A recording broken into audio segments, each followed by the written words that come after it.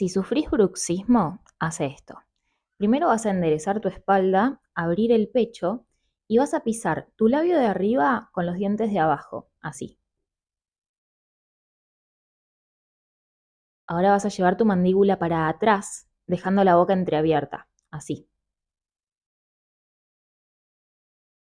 Volvemos a pisar el labio de arriba, llevamos la mandíbula para atrás, aflojamos la cara y vamos a inflar bien grandes los dos cachetes.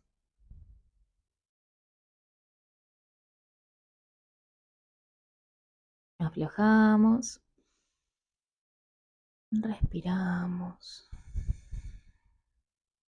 En yoga se dice que la cara, al igual que las manos, son las dos partes del cuerpo que más emociones acumulan.